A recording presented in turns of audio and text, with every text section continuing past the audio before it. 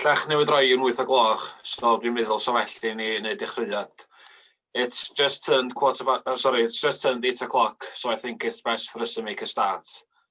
Yn gyntaf oll, croeso cynnes i chi gyd, Dafydd Owen dwi, swyddog technigol Moch I cyswllt ffermio. First of all, a warm welcome to you all. My name's Dafydd Owen and I'm Farming Connect's Pigs Technical Officer. Swn i'n licio ymddiheuro rwan gan fydd y webinar o rwan ymlaen drwy gyfrwng y Saesneg, ond mi fydd sleidiau Cymraeg yn hyd ar cyflwyniad ar ein gwefan yn fuan. Before we start, I'd like to just point out a few things to help the flow of the evening. So this webinar will be recorded and will be made available on the Farming Connect website. If you get a notification saying that's being recorded, please just press continue and it should be fine.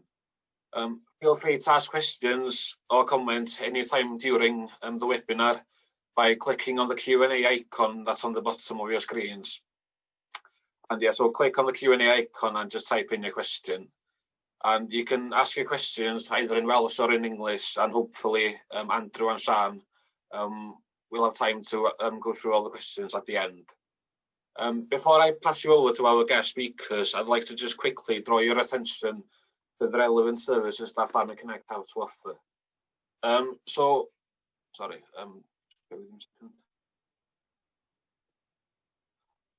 First of all, we've got the one-to-one digital surgeries available, and these can be an hour of one-to-one advice with an experienced consultant carried out over the phone, Zoom, or whatever's best really for you and the consultant. They're 100% funded by Farming Connect and can be carried out within hours of the initial inquiry. And as you can see on the screen, there's quite a big range of different topics available. Due to popular demand, the animal health clinics are back, and there's £250 available for sampling or testing. All businesses need to be registered with Farming Connect, and you must confirm your interest before any testing or sampling takes place. And any testing should take place within 30 days of the issue date. Funding is allocated on the first come, first served basis, and it's a maximum of 1 clinic per registered business. The advisory service is also always open for a range of different testing and advice from experienced consultants.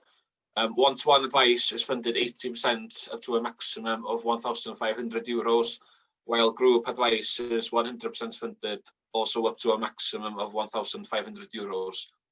And eligible businesses can apply for up to 4 instances of advice. The training window is currently open now until the 30th of October, so 3 weeks to tomorrow, where there's over 80 different courses available, categorised under livestock, business and land, and all courses are funded up to 80%. Farming Connect, we've also got the mentoring program available, and there's where it's possible for you to get up to 15 hours of one-to-one advice with experienced farmers that have made positive changes to their farms, and this service is also 100% funded by Farming Connect. As you all know by now, we've got a jam-packed program of webinars in place, so yeah, please check out the Farming Connect website to see the upcoming webinars and to watch any of those that you've missed. We've also got e-learning bite-sized modules available. In my opinion, they're excellent additional learning resources, and an example of one of the modules available is pig biosecurity. So again, check out the website to see the modules available. And any certificates, courses completed, modules completed that you've done through Farming Connect, all of them will be stored in your Storfa Sgilia profile. So that's a secure online data storage tool for continuous professional development. And through the tool, it's possible for you to create your own CV. So for more information on any of the services that I've just covered, please visit your local development officer. There's 18 different development officers covering the whole of Wales. So again, visit the website to find your local development officer. Or you can also, again, visit the website, or you can phone the Farmer Connect Service Centre, and the number to phone the service centre on is 08456 000 813. And I'd like to just note as well that we're eligible for the services that I've just covered now. You need to be registered with Farmer Connect. So to find the registration form, to register, either phone myself, your local development officer, or phone the Farmer Connect Service Centre. So our guest speakers for tonight are Mr. Andrew Marriage and Sian Southwell from Four Farmers. Andrew is from a farming background in East Anglia and has worked for Four Farmers for over 20 years. And his current role within Four Farmers is commercial nutritionist for the pig and poultry sector. While Sian is relatively new to Four Farmers since graduating last year with a degree in agriculture. And Sian's role within Four Farmers is looking after the traditional independent consumer for the Four Farmers monogastric business. So before I ramble on anymore, I'd like to welcome both of you. Thank you for taking your time. And so over to you. And if there is any questions, please remember to just type them into the Q&A icon on your screen. So thank you, and over to you, Andrew and Sian. Thank you very much.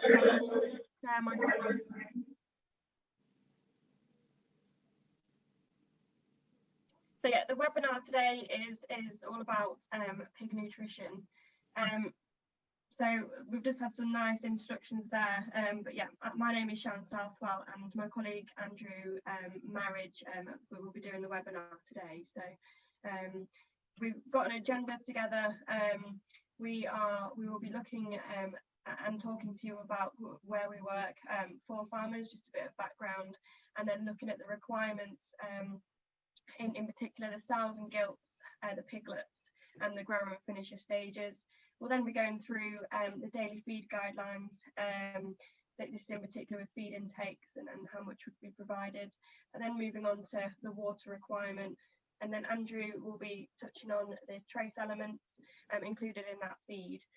And then we'll be looking at the legislations and any co-products associated with that. And then obviously at the end, there's an option for Q&A. So just to start off the webinar, we'll just talk to you a little bit about the Four Farmers. So we have 10 compound feed mills, ranging from Exeter all the way up to Penrith in Scotland. Our head office within the UK is based in Bury St Edmunds. We are a total feed business, so we provide feed solutions to the monogastric division and the ruminant division. The monogastric is pig, poultry, and what we call leisure, which is the game and the pet side. And then on the ruminant side, it's the beef, dairy, and sheep. And we are an international company. We operate in Poland, Germany, Belgium, and the UK, and then our headquarters is in the Netherlands. And the blue spots on the map there indicate where our feed mills are situated. And within those, we share our innovation and our efficiencies around these countries, and we're able then to bring them to the feed industry. So this leads nicely on to our Nutritional Innovation Centre, so our research facility within Holland that drives cutting-edge research and feed innovation through this research facility, and then we are able to cascade it down to our countries. So that's about Four Farmers there. So you may have seen a triangle similar to this before. Basically, in simpler ways, it's indicating that three factors that fall within the pig life cycle. If these three factors work hand in hand, then you'll be able to achieve a an optimum growing fit animal for the purpose of your farm. So these three factors are the environment, so that's the housing, so indoor-outdoor system, the cleanliness of this environment, so ensuring that no bad bacteria causes disease, and the lighting, the ventilation. There's just examples, and then the health, and then the health factor there is the health status of the pig, so the disease that could suppress the lifetime performance of the pig. And then the nutrition there is the one that we'll be speaking about today, which is the feed solution for the pigs at different life stages of the animal.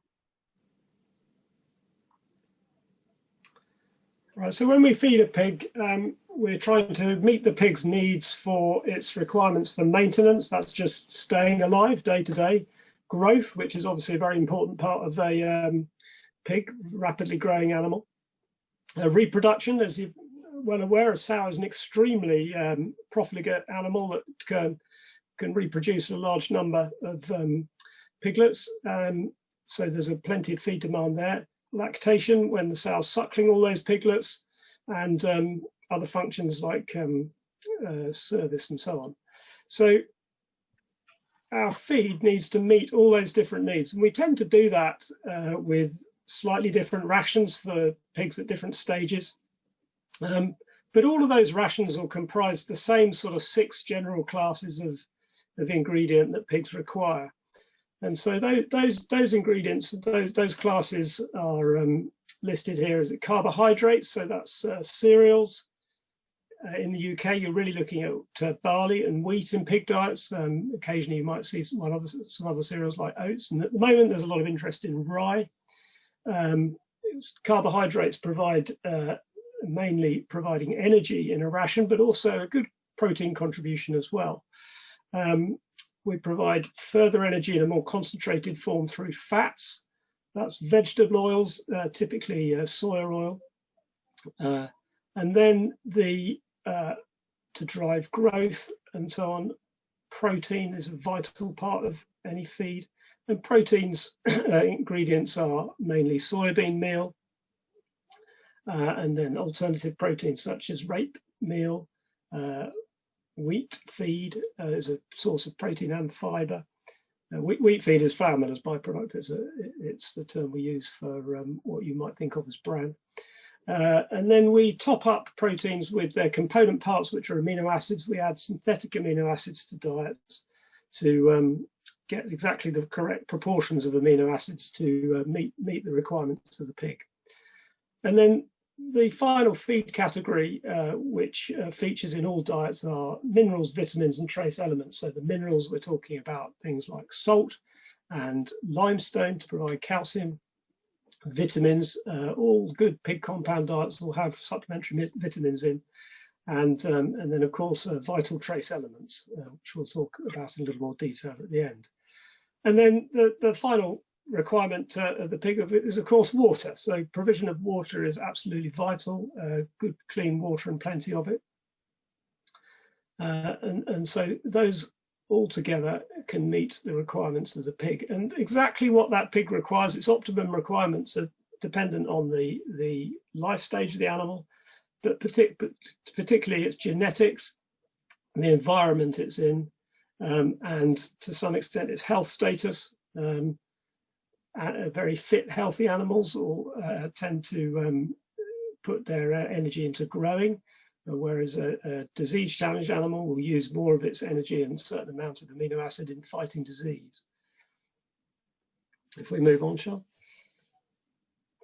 So we'll move on now to look at different classes of animals. So if we talk about nutrition of sows and gilts, now sows require different type of feed requirement for their different life stages. They require energy and nutrients for maintaining themselves, and then for recovery post suckling. They require additional energy for implantation of embryos and placental development at service. They require a little bit of energy for growing themselves, and then also energy and nutrients for growing piglets.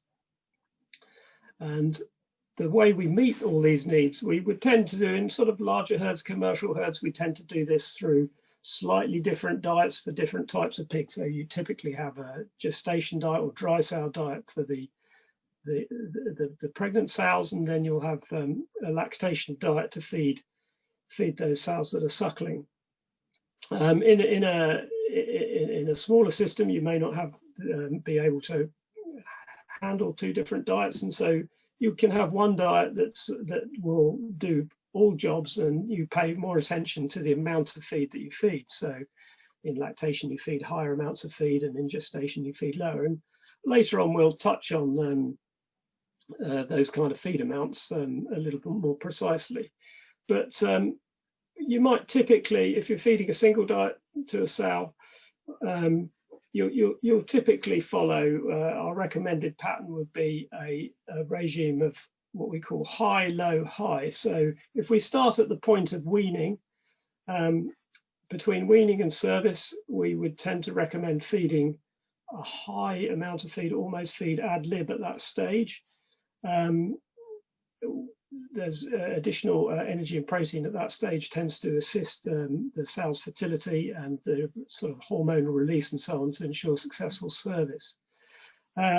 It's also important at that stage, if the sow has just been suckling, she may have lost a little condition, so it's very important to restore condition at that stage. And then we'll tend to cut feed down, sort of say 2 or 3 weeks after service. You'll tend to reduce feed amounts and just feed a sort of steady amount of feed throughout most of the gestation period.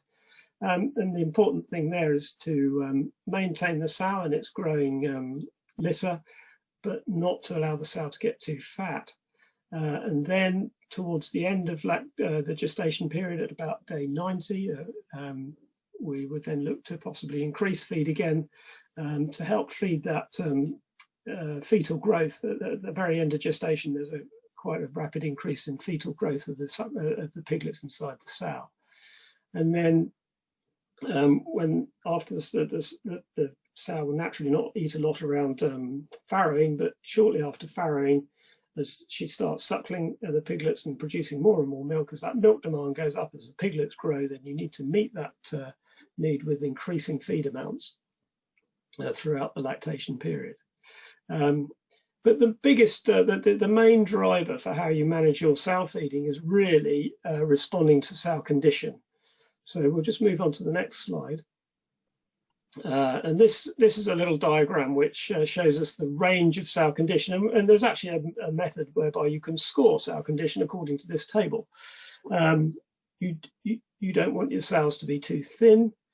And you definitely don't want to be too fat either. It's very easy to think, oh, I'll have a nice big fat sow, she's fit and healthy and is going to do well. But actually a fat sow will tend to have issues at farrowing, won't be able to farrow big litters as successfully. And also, crucially, if a sow's too fat, she'll tend not to develop the appetite that she needs during lactation, during that suckling period, to eat enough food to suckle her piglets. So actually you can get into a downward spiral. If your sow gets too fat, she then doesn't eat enough in lactation. She can lose too much condition and then be hard to get in pig again next time round. So what you're trying to do with your sow feeding is to sort of maintain your sow in this sort of middle number 3 position of a sort of well-covered sow, not able to see the spine just poking out the back of the sow, not able to see the bones too much, but equally not too fat, not too rounded. If some sows, will lose condition, particularly if they've had a very big litter or reared some really, really strong piglets, and that's when you need to pay attention to that shortly after weaning, to increase feed amounts and maintain a higher feed amount maybe for a bit longer to restore that condition. And then as you restore it, you then bring the feed back a little bit. When you're feeding sows in at the other end in lactation, you gradually build the feed up. It's important not to, if you just give the sow too much feed, they can then to suddenly go off their feed. They'll sort of gorge and then give up eating, which you don't want. So you sort of need to keep them keen a little bit, but equally build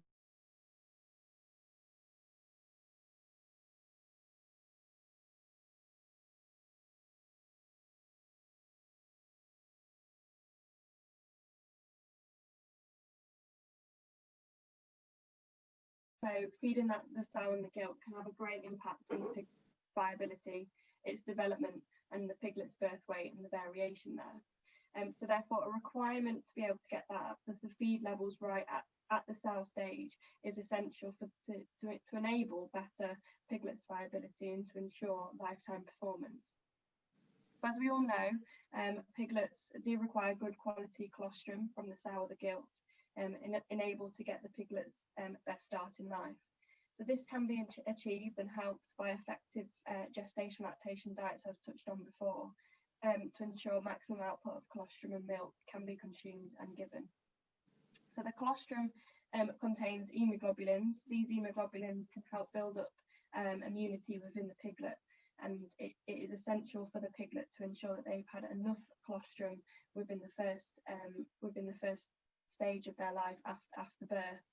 But not only that, when they consume colostrum, it actually enables optimum thermoregulation, as the temperature in utero compared to outside drops drastically, and we need to ensure that we are building up that the thermoregulation there post birth. So dependent on the weaning period in your system, providing piglets with solid feed from an early age, pre-weaning, when they are with their mother, will help condition their gut for post-weaning life, and when milk will not be available. So this can be through a specific creep feed, a creep feed regime, and the regime can be dependent on the feed after the creep feed, or it can also be piglets can also be eating the sow feed that's been provided, which usually is the case in an outdoor unit that doesn't particularly have creep feeds, which is okay to do to ensure that they are getting the solid feed into them and enabling that gut condition. So you're probably thinking why there is a Formula 1 car on the piglet slide. But a good analogy that I tend to use is that a Formula 1 car requires high octane fuel. If the car has conditions favourable to them and doesn't run out of fuel and no mechanical issues, then the prediction there is that the Formula 1 car will have the best start and also win the race. Now the same goes with piglets. If they get the colostrum and milk and they get the best start in life and provided solid feed, then the piglets that get this will ensure that they will grow fast and efficient right up to slaughter. So we'll now move on to nutrition around and feeding around growers and finishers. So we're talking about sort of 2-3 weeks post weaning through to a finished animal at sort of anywhere between 80 to 115, 120 kilos dead weight. Live weight. So we'll tend to feed modern pigs. You tend to feed them ad lib throughout this period now. Modern commercial pigs will grow fairly rapidly through this period. You know, they might do over that period. They might do 700, 800, 900 grams of body weight gain a day. More traditional breeds will obviously grow more slowly, but nevertheless the principle remains the same. It is possible with more traditional breeds that are genetically going to lay down more fat, that you might be tempted to sort of restrict their feed slightly to prevent them getting too fat. It depends on what sort of animal you're trying to produce for what your market is really. But the grower and finisher feeds tend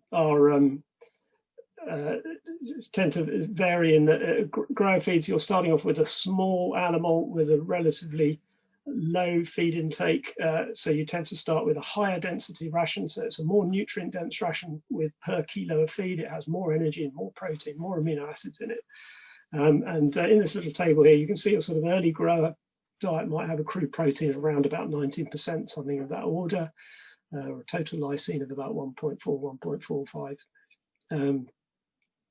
And then as the pig grows and gets bigger, you change the consumption increases, the daily consumption of the animal increases, and you tend to bring down the density of the ration. And so you can see here in the table how you move through towards a finisher diet, which will be sort of 9.5 net energy and about 15 to 16 crude protein. That would be a typical sort of feeding program, but it may not be practical to have 3 rations, and certainly plenty of people will feed 2 over that phase, and you can even feed 1. If you're going to feed 1, I would tend to sort of tend towards a higher density ration. You do need to be mindful of copper, which we'll come to in a moment, that early grower and grower rations have high copper levels. You can see the 100 illustrated there, whereas finisher rations have a copper level of 25. Those are legal maximums. So if you're going to finish pigs on 1 ration, you really do need to have a low copper ration to take them all the way through. If you're going to just have 1 ration, so that's just one thing to be aware of. If we move on now, so I think Sean, you're going to cover this, aren't you? Sorry, say that again. You carry on, Sean. Yeah. So this is just general feed requirements or guidelines, but as said before, factors that can affect their feed intake and how much they should be provided, such as the genetics, and how much they can eat, such as the feeder space, the density and the palatability of this diet, and also their health status and the environment they are in. So these feed requirements are just based on guidelines. As a general rule of thumb, we're able to provide some pointers in the right direction of how much feed intake or how much feed should be provided at different stages of their life cycle. So just to start off then, the dry sows, the gestation period in the gilts, they require a 2.5 kilogram per day of a sow and a gilt diet. 1 week before service for gilts and sows is to provide an extra 1 kilogram per day, and 1 week after the service. Now with lactating sows, there's a huge demand on the lactating sow with milk let down, and also ensuring that the condition of the sow after birth is effectively recovered. So providing for lactating sows is 2.5 to 3 kilos a day, but within that gradually increasing per day by around 0.5 kilos whilst the piglet is still with the mother, to feed into their appetite and ensuring that their appetite is met pre-weaning. In terms of boars, the boars can be fed the sow feed. Boars can be fed around 2 kilograms per day. Now, if the boar is regularly used, then you can increase this to a 2.5 kilogram per day. Now, with the boars, you want to also maintain that condition and the maximum output of fertility. So you feeding the boar to 2 to 2.5 kilograms should enable this. With the piglets, so depending on your weaning age, you provide the creep feed ad lib. Little and often is the general rule of thumb.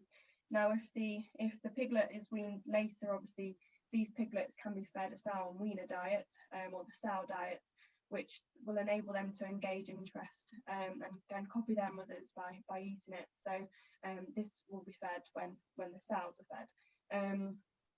In terms of the growing and finishing pigs, this is highly dependent on the breed and the genetics of the pigs. So in more commercial herds, you'll find that these pigs, or this stage of their life, they're fed ad lib, so fed to appetite to ensure that efficient growth to slaughter. Now, if you've got more rare breeds, this in particular, there's a precaution there to ensure that we don't lay down too much fat. So restricting the feed intake on there would be essential. So a general guideline for that would be around 2.5 kilograms per day. Is kind of a requirement or a guideline there. So that's daily some feed requirements. So we'll move on to water as a requirement. Now, water is a key ingredient for everyone and every organism, and this is in particular for pigs. It is required for various reasons, but ones in particular is adjusting their body temperature, transporting the nutrients to their body tissues, promoting the production of the milk, and can contribute heavily to the growth and reproduction of the pig. Now, when an animal is sick, this can be a clear indication and can be reflected in its water intake, and therefore a clear indication of the health status of the pig.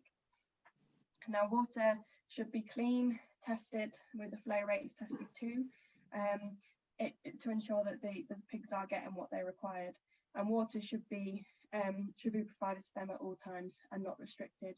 And this can obviously be provided through troughs or nipple drinkers, and then providing enough space for them to get at the water. Now, as you can see from this table on the screen, this is water requirements at different life stages of the animal.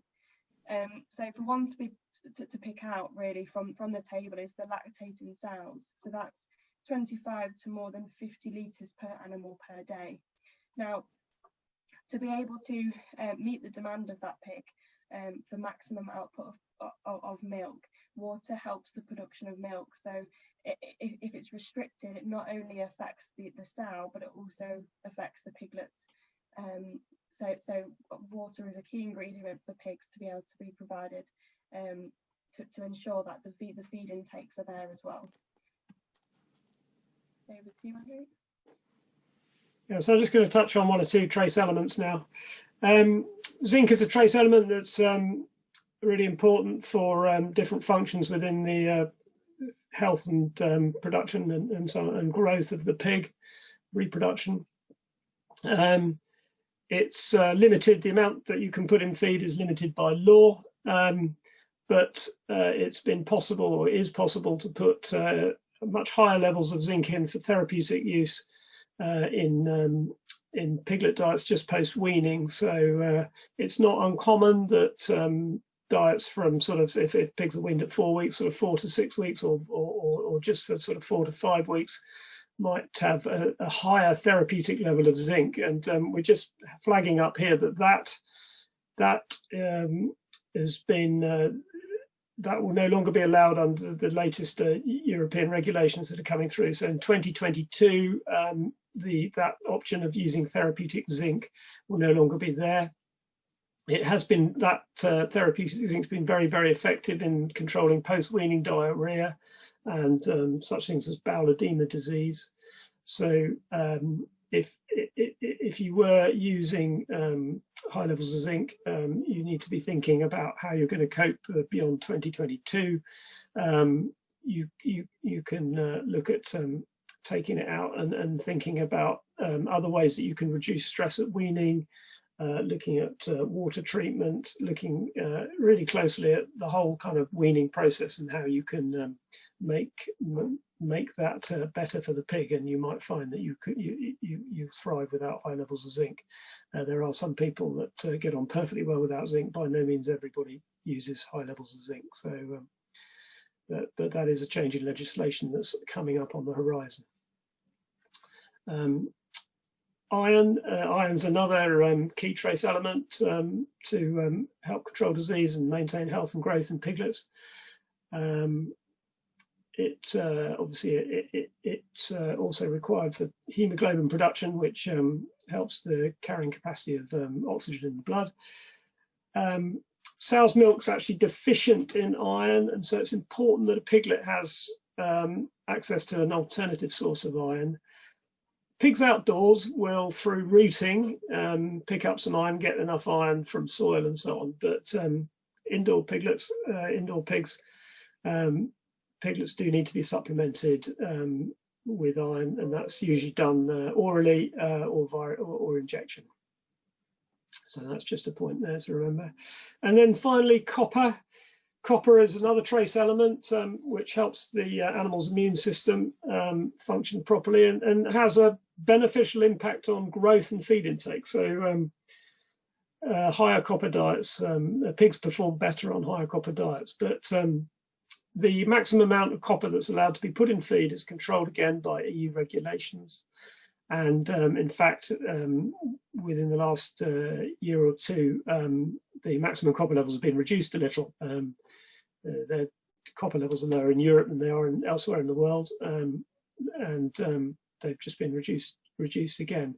But as just repeating what I said earlier, it's important to note that after 8 weeks after weaning, you can't feed a higher level of copper. You've got to go down to this 25 level, and so it's just important to ensure that if the diet that you're finishing your pigs on is a finisher diet with low copper and not a grower diet with high copper.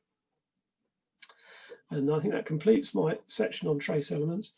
We'll now pass back to Sean, who's just going to touch on some legislation and some aspects around, shall we call it, sort of less conventional type of pig feeding. Go ahead, Sean.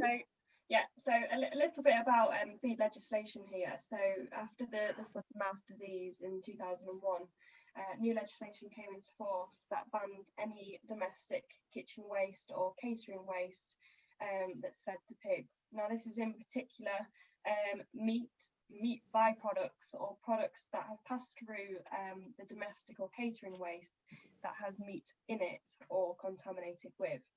Now, this contaminated food can spread the viruses and the bacteria, such as diseases like African swine fever, that's obviously very prominent within the pig industry at the moment. And therefore, feeding these products is illegal, and it's very important not to be able to feed these to your pigs. So you're probably asking, what can you feed your pigs? In regards to extra stuff you can feed to your pigs, so that's grains, fruits and vegetables. Obviously, that's not been passed through the domestic or catering waste. Liquid milk or colostrum that's produced on the same farm. Former foodstuffs such as melted fat, but that cannot be the main ingredient and has not been in contact with the domestic or catering waste. So if you don't know where the feed has gone to, or whether it's been contaminated with any meat or meat's byproducts, then it's obviously very illegal to do this to your pigs and shouldn't be fed to your pigs. So if that's the case, then your local supplier of feed will be able to provide the feed that's best formulated for the pig. So in terms of using co-products from the human food and drink industry, so there might be a local food company that's around the corner that can provide or supply waste food that's intended for use in the pig feed industry. Now, using these co-products such as surplus materials from the local food company has to comply with the feed hygiene regulation. So some examples of this is the food and drink manufacturers supplying surplus material, any retailers that supply surplus material for feed use, such as bakeries, that's any bread waste that comes from that. Food manufacturers selling co-products such as materials generated as part of the food manufacturing process. Drink companies selling co-products such as the brewers and distillers grains, and then any meat and fish processors supplying animal byproducts for the use in pet feed. So that's obviously not the meat that's been passed through the domestic or catering waste. So a take-home message really is to check that your supplier is complying if you're using co-products within your pig feed.